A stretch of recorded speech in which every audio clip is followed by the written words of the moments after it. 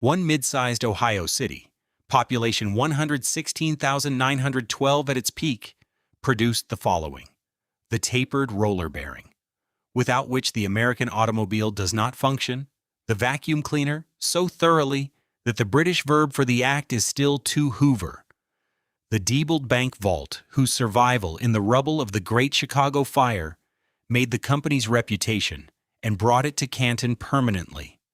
It produced William McKinley, the 25th President of the United States, who ran his 1896 campaign from his front porch and was assassinated in 1901 and is entombed beneath a domed memorial that still dominates the city's east side. It produced the National Football League, founded on the running boards of cars in a Hupmobile showroom on September the 17th, 1920. It produced Don Mellett, newspaper editor, murdered in his driveway in 1926 for reporting on the city's own corruption, whose paper won the Pulitzer Prize the following year. Most Americans know Canton, if they know it at all, for a building that opened in 1963. Chapter 1. The County Seat. In 1805, a land surveyor named Bezaleel Wells drew lines across the rolling northeastern Ohio country and called the result a town. He gave it a name borrowed from a Maryland estate, which had itself borrowed the name from a city on the other side of the world. Canton, Ohio, had nothing to do with Canton, China. It had nothing to do with much of anything at first. It became the seat of Stark County, a market town for farmers, a place where grain moved and deeds were recorded and disputes were settled, distinguishable from 100 other county seats only by the particular curve of the land and the name on the courthouse. There was no obvious reason, standing in Canton in 1805, to believe the place was anything other than what it appeared to be. The farms were good, the land was flat enough to build on cheaply, but flat, cheap land was not destiny. What made Canton into something else entirely was not the town itself. It was everything surrounding it. The geography was the engine. To the east, running through eastern Ohio and into Pennsylvania, lay the coal fields that fed the century's great hunger for fuel and heat and power. To the north and west sat the factory cities, Cleveland on the lake, Detroit taking shape in the Michigan flatlands, hungry for parts, for product, for the assembled output of heavy industry. To the east and southeast, Pittsburgh was already becoming the furnace of the continent, pouring out steel in quantities the previous century could not have imagined. Canton sat in the middle of this triangle, not central by accident, but by the logic of freight. When the railroads arrived through the middle of the 19th century, they arrived because Canton was already where the lines wanted to go. Coal came in. Finished goods went out. The city existed where it did for reasons of rail and fuel, not beauty, not vision, not the ambitions of Bezaleel Wells. It was coal. It was rail. It was position. The county seat became a node, and a node, once established, begins to pull things toward it. The first large thing it pulled arrived not because Canton had done anything to earn it, but because a disaster happened nearly 400 miles away. On the night of October 8, 1871, fire moved through Chicago with a speed and completeness that the city would spend the next century trying to make sense of. When it was over, blocks of commercial Chicago lay in ruins: banks, counting houses, warehouses, the physical apparatus of a commercial city reduced to ash and rubble. Then the recovery crews moved through what remained and began pulling safes from the wreckage. Hundreds of them. Safe after safe, manufactured by a Cincinnati company named Diebold, founded in 1859, hauled out of the cooling debris with their contents not merely surviving, but intact. One account put the number at something close to 878 Diebold safes recovered from the ruins, each one doing precisely what it was built to do. The orders that followed were not difficult to predict. In 1872, Diebold moved its safe and vault works to Canton. It was not a complicated decision. Rail, labor, land, Position. The city offered everything a manufacturing concern required and charged less for it than the cities that knew what they were worth. Diebold's reputation had been made by a catastrophe it did not cause and could not have anticipated. Its product was noticed, understood, and celebrated for the first and perhaps only time in its history on the morning after everything around it had been destroyed. That is the particular logic of the industry Canton would spend decades building. Diebold made a thing whose entire purpose was to go unnoticed until catastrophe arrived. The vault in the wall, the lock on the door, the object no one looks at until the fire comes and everything else fails. And then it is the only thing anyone can talk about. Canton would spend the next 50 years filling itself with exactly that kind of thing. Chapter 2. The Bearing.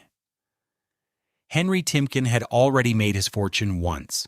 Born in Germany in 1831, he arrived in America young and built a carriage business in St. Louis that made him prosperous, and then more than prosperous.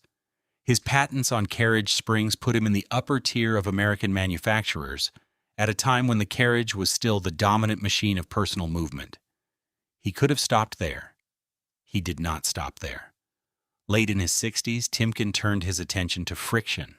Not the metaphorical kind, not the friction of commerce or competition, but the raw physical fact of metal pressing against metal as an axle turns inside its housing. Every wheel on every cart, every shaft in every factory, every spindle in every machine wasted energy and wore through metal because of it. The ball bearings and straight roller bearings of the era reduced the problem without solving it. They could handle weight pressing down on an axle, but they performed poorly against the thrust forces pushing along it. Timken saw this as an engineering gap that had been accepted out of habit rather than necessity. In 1898, he patented the tapered roller bearing.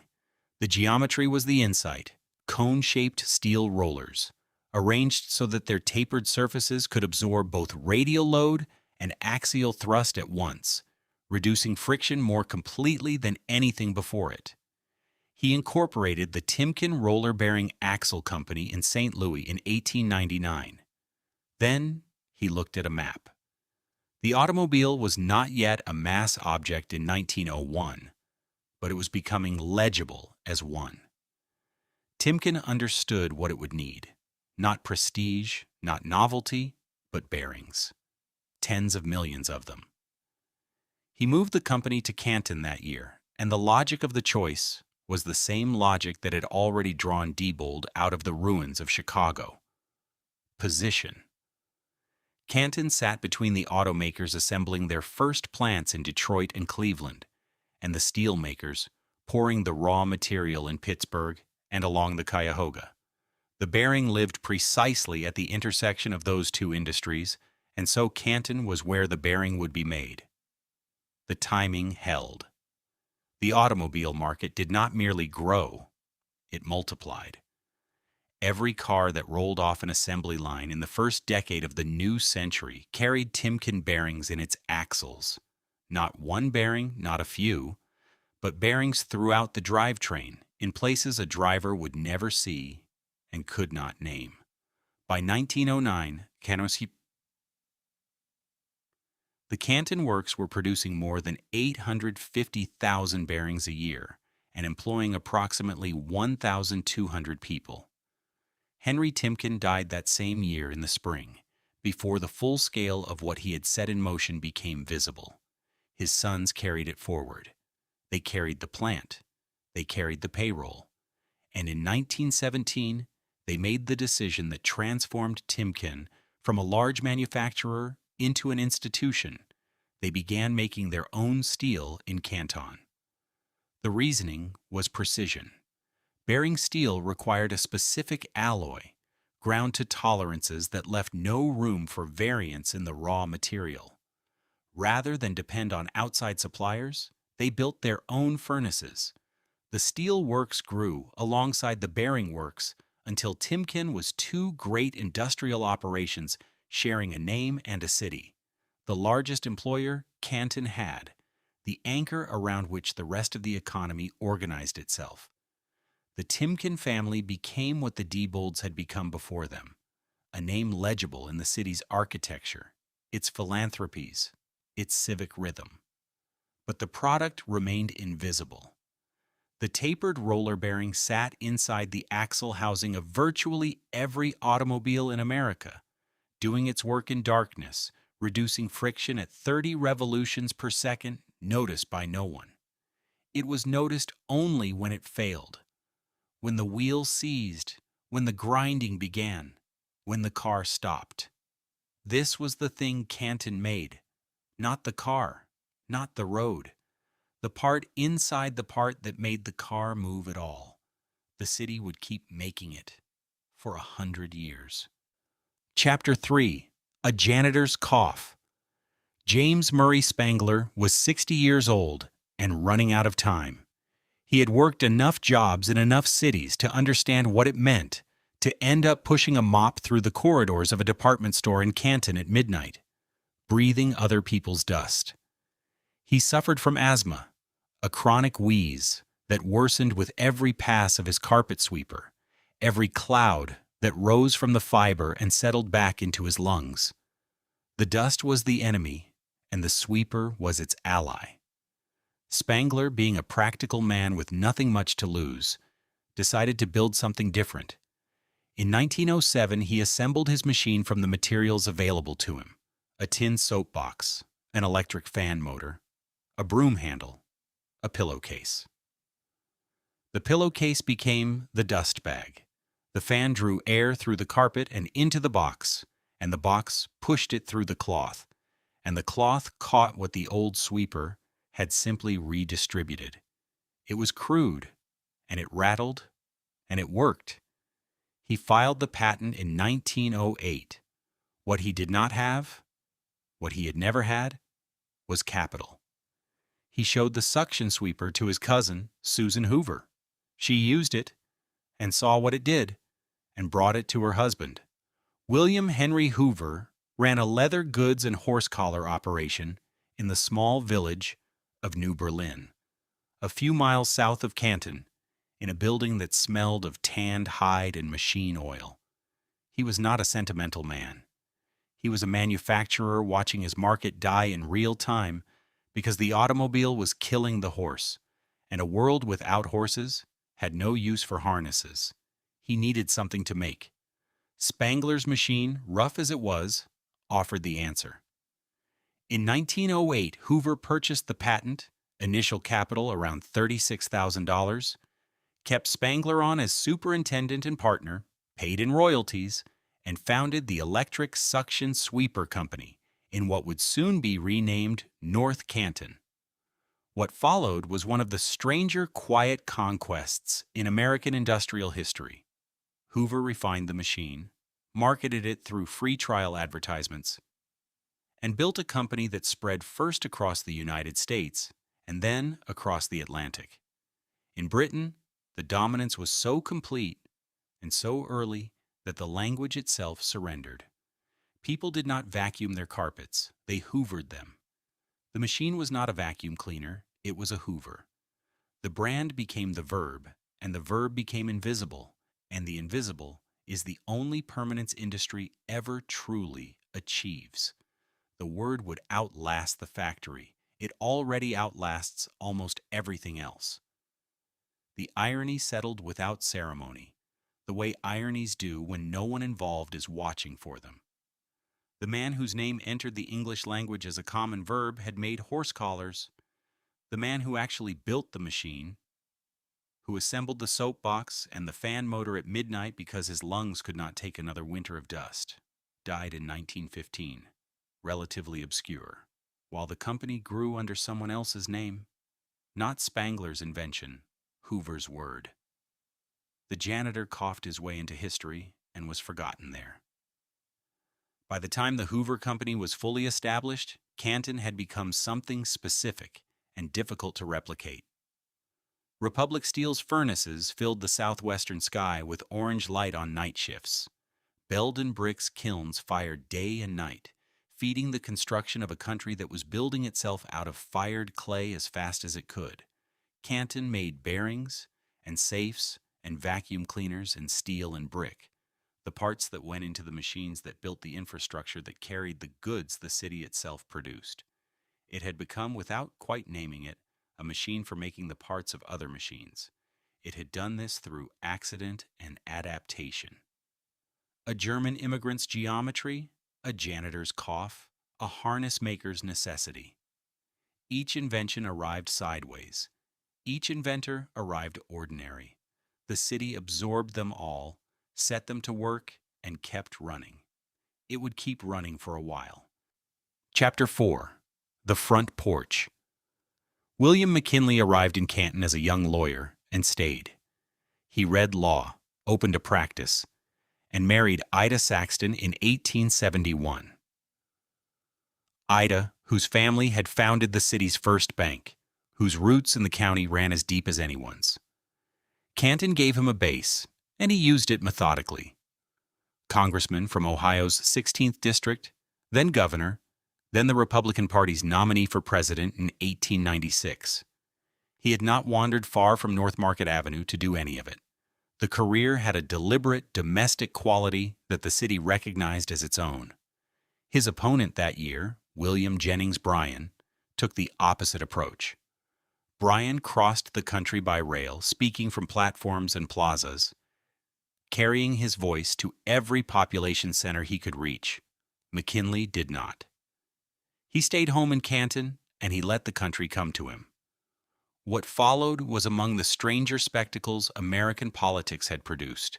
Delegations arriving by the trainload, day after day, week after week, gathering on the lawn of the modest house on North Market Avenue to hear the candidate speak from his front porch. He had spoken to farmers from Iowa. He had spoken to steel workers from Pennsylvania. He had spoken to veterans, to businessmen, to party delegations in their Sunday hats, standing in the yard of a house no grander than what a prosperous Canton lawyer might reasonably own. Hundreds of thousands of people, by some accounts, made the trip. Marcus Hanna, the Ohio political boss who managed the campaign with the precision of an industrial operation, coordinated the arrivals, prepared the candidate, and ensured that nothing was left to chance. The porch held. McKinley won. He was re-elected in 1900. The assassination came not in Canton, but in Buffalo, at the Pan American Exposition, where McKinley had gone in September of 1901 to greet the public at the Temple of Music. He was doing what he had always done, standing before people, shaking hands, letting them come to him. On September 6, 1901, a young man named Leon Czolgosz moved through the receiving line with a pistol wrapped in a handkerchief and fired twice. McKinley did not fall immediately. He lingered for 8 days, returned briefly to what looked like recovery, and then died on September 14, 1901. Theodore Roosevelt succeeded him. The presidency passed as presidencies do, and the nation absorbed the loss in its ordinary way, with grief, with ceremony, with the slow forward movement of events that do not wait.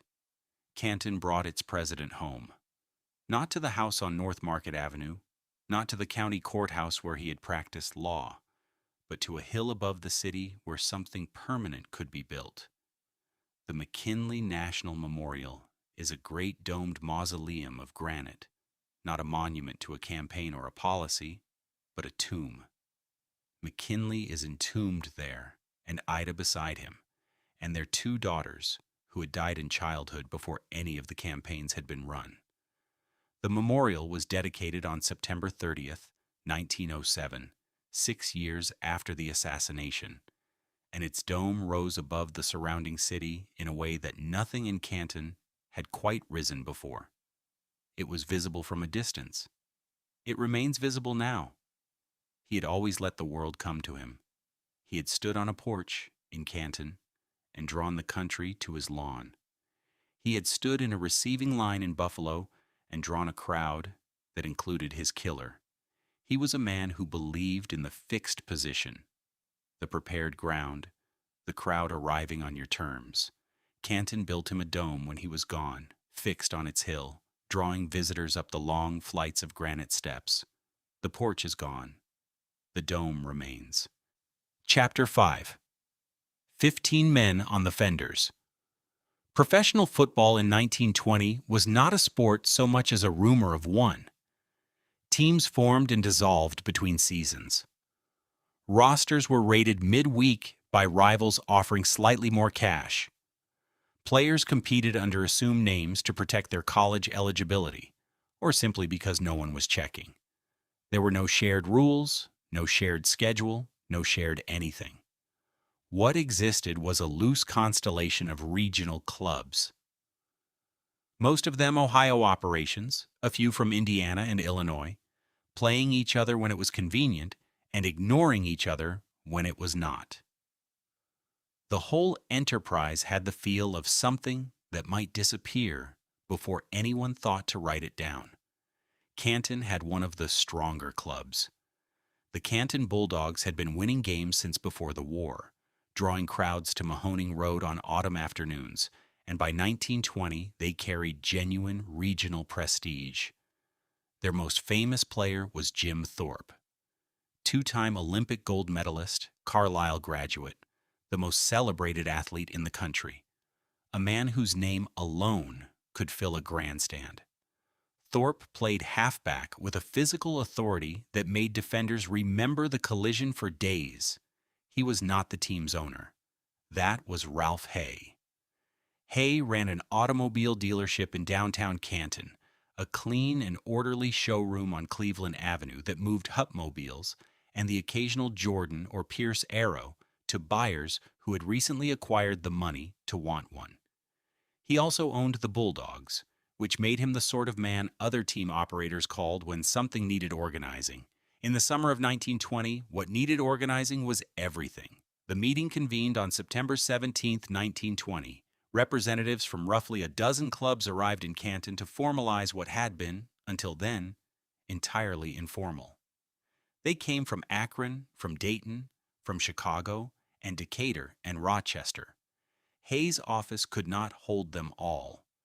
So they moved into the showroom itself, and there, among the inventory, the men who founded American professional football found their seats on the running boards and fenders of the cars on display. Beer arrived in buckets on the floor. Cigar smoke settled against the ceiling. Someone produced a pen. The room smelled of cut grass and axle grease and ambition that had, until this particular evening, nowhere useful to go. They called what they formed the American Professional Football Association. They named Jim Thorpe its first president, not because he would govern, but because no name in professional athletics meant more to a skeptical public, and they understood that legitimacy is sometimes borrowed before it is earned. The APFA renamed itself the National Football League in 1922. That same year, the Canton Bulldogs won the league championship. They won it again in 1923. 5 men from those Canton rosters would eventually be counted among the finest players the game had ever seen. The cars they sat on that evening were Hupmobiles, and Hupmobiles rode on tapered roller bearings, the same bearings that Timken's Canton Works was producing by the hundreds of thousands, pressing into the axles of automobiles across the country. The sport was organized, in other words, on the fenders of cars that ran on Canton's own steel. The bearing thread, stretched across 4 decades of industrial history, came to rest in a car showroom on a September night. Canton had already given the country a president martyred into mythology, a lock company that kept the nation's gold, a bearing turning beneath virtually every automobile in America, a vacuum cleaner in nearly every home. These were the achievements of industry, of engineering, of capital applied to material problems over long time. What happened in Ralph Hay's showroom was different in kind. It was a meeting, a vote, a name written on paper. The league it produced would become the most valuable sports enterprise the country had ever seen. A city built on bearings and steel would be remembered for the night men sat on car fenders and drank beer from buckets. The Hall of Fame had not yet been imagined, but the room already existed, Canton kept making bearings. The world kept watching football. Chapter 6. Little Chicago. The prosperity was real, and so was what grew beneath it. While Timken's factories hummed through the night and Hoover's men tightened the tolerances on their vacuum castings, another economy operated in the same city. Quieter in public, louder behind closed doors. Bootleggers moved their product through back alleys off Tuscarawas Street. Gambling parlors ran continuous operations blocks from City Hall. Prostitution was not hidden so much as managed, its addresses known, its arrangements understood. The illegal economy had its own divisions of labor, its own hierarchies, its own logic of supply and demand, organized, in its way, as precisely as any factory floor. What protected it was not secrecy. It was arrangement. Elements of the Canton Police Department did not merely look away from the vice operations. They were incorporated into their continuance, receiving what any working system requires of its parts: regular, reliable compensation. The bootlegger paid. The detective understood. The operation continued. Newspapers elsewhere began calling Canton Little Chicago, and the name was not inaccurate. Chicago had Capone. Canton had its own version, smaller in scale and more intimate in geography. A vice economy woven into the same blocks where church deacons bought their morning papers. Don R. Mellett arrived at the Canton Daily News in 1925. He was 34 years old, the new editor and publisher, and he came with a conviction that a newspaper existed to document what was true. He began publishing what was true. He named the rackets. He named the officials who protected them. He put the police corruption on the front page not once as a sensation, but week after week as a sustained account of how the city actually functioned. The vice interests watched. They had survived reform campaigns before, had outlasted grand jury proceedings, had weathered the periodic outrage of civic organizations, had absorbed the pressure and waited for the attention to move elsewhere. Mellett did not move elsewhere.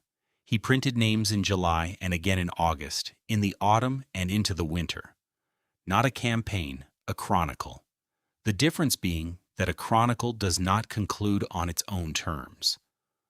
On July 16, 1926, Mellett was shot and killed outside his home, in the driveway beside the garage, where he had parked his car.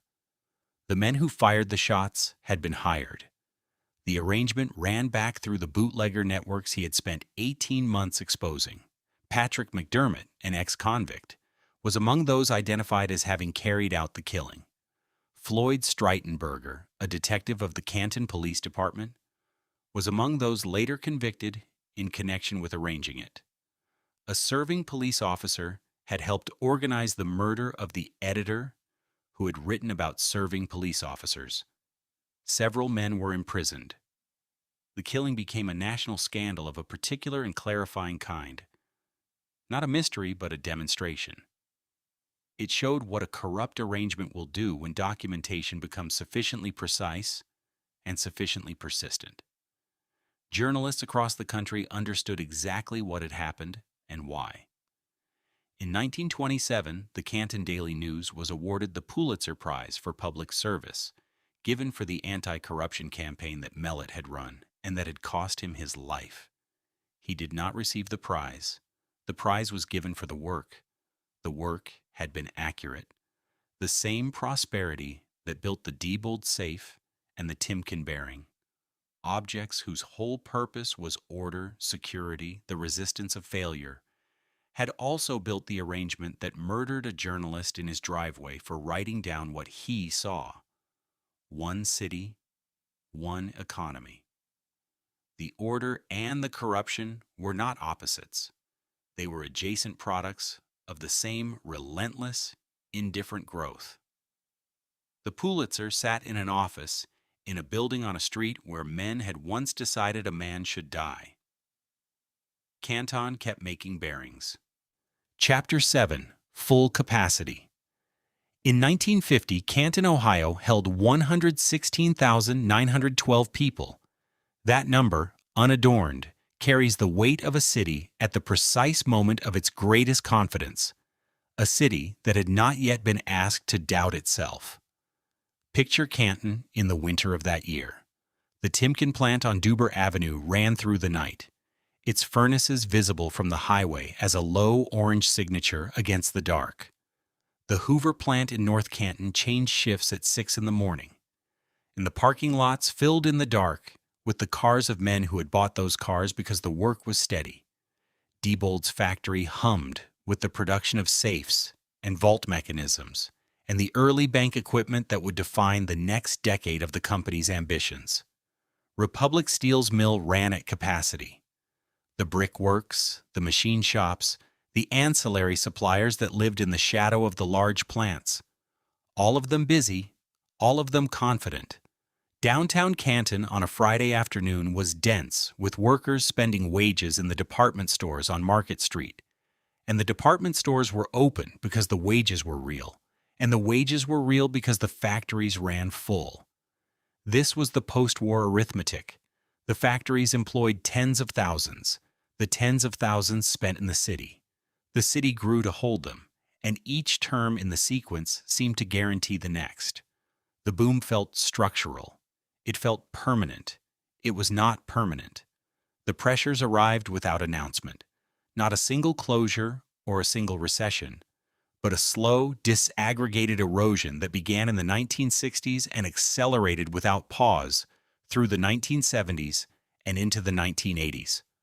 Foreign competition, particularly in steel and bearings, where German and Japanese manufacturers rebuilt their capacity on newer equipment and lower labor costs, began to take market share that American mills had held uncontested since the war. Automation changed the arithmetic inside the plants themselves.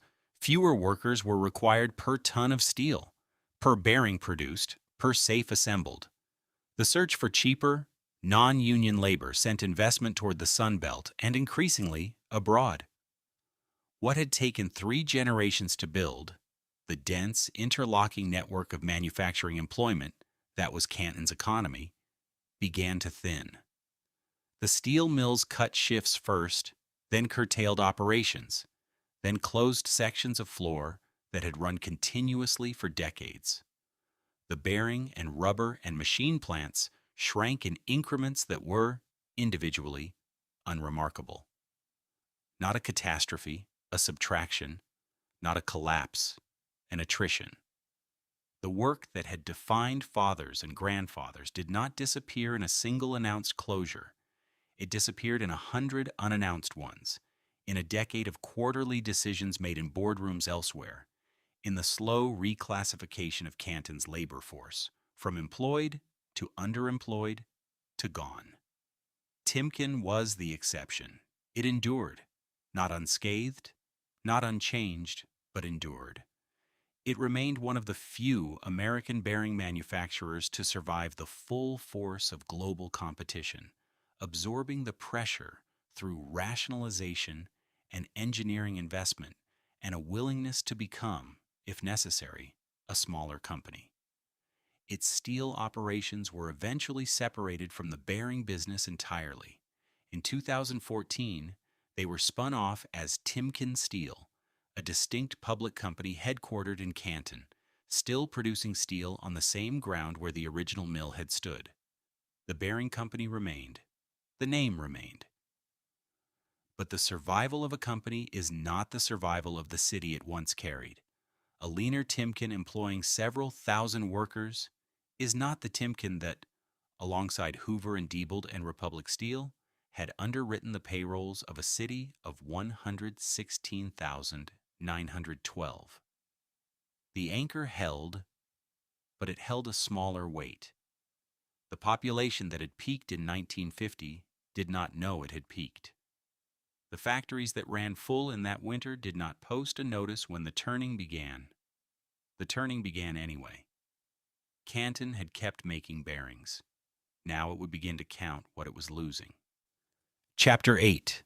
The Word and the Factory. The arithmetic of decline is patient. It does not announce itself, it accumulates.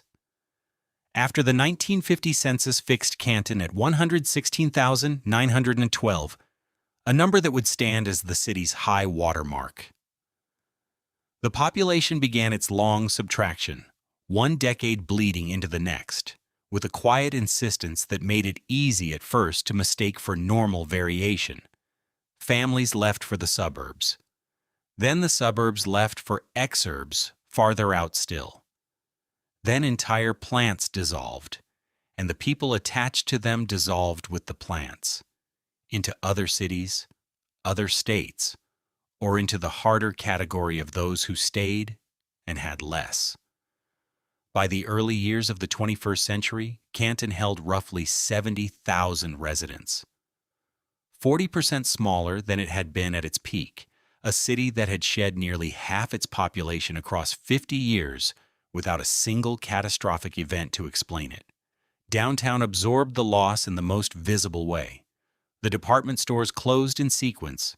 The buildings that replaced them were parking structures or nothing at all. The tax base followed the population the way water follows a crack, first a trickle, then a torrent, then a dry channel. The city's capacity to maintain what it had built during the decades of expansion shrank year by year, so that the infrastructure of a 116,000-person city now served 70,000, and served them imperfectly. What had once been a cost of growth became the cost of staying. Republic Steel's Canton furnaces went cold. Diebold, the company that had once made the vault doors no bank would trust to anyone else, had long since pivoted toward ATMs and electronic security equipment, rebranding as Diebold Nixdorf, its center of gravity drifting away from the city that bore its origins toward a broader and ultimately more troubled corporate future. The Hoover Company lasted longer than most. It had put North Canton on the map, employed generations of Stark County families, and along the way accomplished something no Canton manufacturer had quite managed. It had lent its name to an act, to Hoover. The verb had crossed the Atlantic and settled into British usage so thoroughly that people who had never heard of North Canton, Ohio, deployed it without thinking. The word had a kind of immortality no factory can claim. The factory itself did not last. Through the final decades of the 20th century, Hoover passed between owners the way a useful asset passes between corporations. First to Maytag, then to the Hong Kong-based conglomerate Tektronic Industries, each transfer moving the company's loyalties further from the valley where it had started. In September 2007, after a century of production in North Canton, the main plant closed. The equipment was auctioned off. The buildings went quiet. The verb hoovering continued to live in British English, as sturdy and unexamined as ever. The word outlived the plant. The word always would. What remained was the shape that deindustrialization makes wherever it arrives: concentrated poverty, vacancy, streets of houses whose owners had left and whose banks had, in time, also left. Canton became its region's mirror, not uniquely devastated, not specially abandoned, but part of the larger Rust Belt geography stretching from Pittsburgh to Detroit, where the opioid epidemic of the 2000s and 2010s moved through the gaps the lost jobs had opened, not a cause, but a current, flowing through communities where the next shift no longer existed, where the structure that had organized a life had come apart.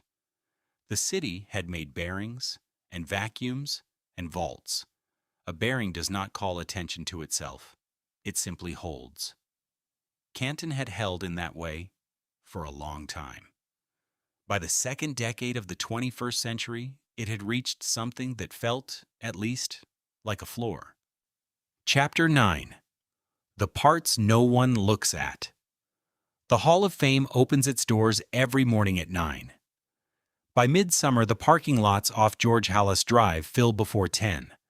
Buses idling in rows, families in team colors moving toward the bronze helmets flanking the entrance. The building has been expanded and re-expanded. A hotel towers behind it now, a stadium, a full village of attractions spreading across ground that was, not long ago, an ordinary stretch of Canton's north side. The NFL chose this city in 1961 because the league had been born here in 1920, on the fenders of a Hupmobile in a Canton auto showroom. The choice preserved something, a reason to come. Without the hall, Canton would exist only in the margins of history books. With it, Canton exists on the American sports calendar, reliably, every August, which is as much permanence as most industrial cities have managed. What the tourists do not see some miles away is the Timken plant still running. The small steel cones still come off the production lines. The tapered rollers, the races, the components that fit inside larger machines and allow them to turn without destroying themselves. Timken has been making bearings in this city for more than a century. The company shrank, it restructured, it spun off its steel division and watched that name change again. But the work continues. The bearings go out in crates to industries that will install them without ceremony and forget them until something seizes.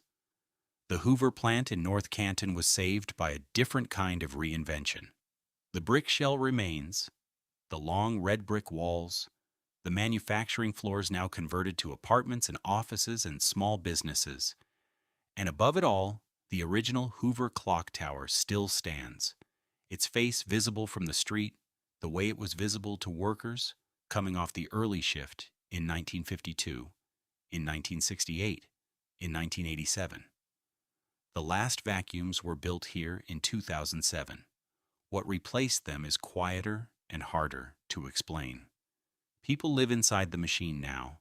Not every shell was saved. Republic Steel's mills went mostly silent.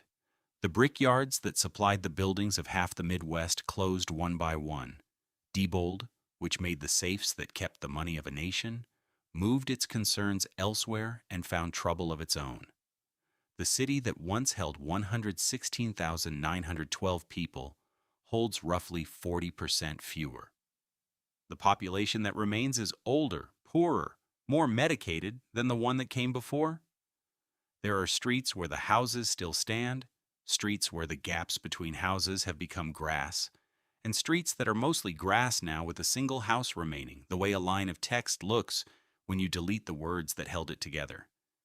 It took root here, the idea that Canton was always the hidden part. Diebold made the object no one examines. Timken made the component noticed only in its failure. Hoover made the appliance used until it wore out and was replaced.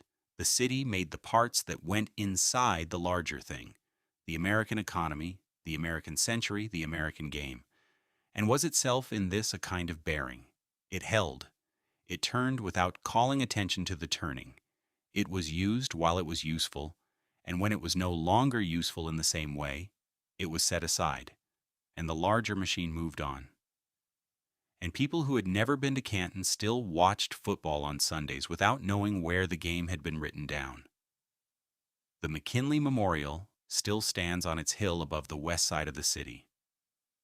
The granite dome rising above the trees the way it rose above them in 1907 when they dedicated it, and in 1952 when the city was full, and now when it is not. From the base of the hill, you can see across Canton, the Hall of Fame's dome answering McKinley's granite one across the rooftops, the Timken works somewhere beyond, a water tower, the Hoover clock face above the brick district, the long flat voids where the mills used to be. You stand there and look. The dome does not explain itself.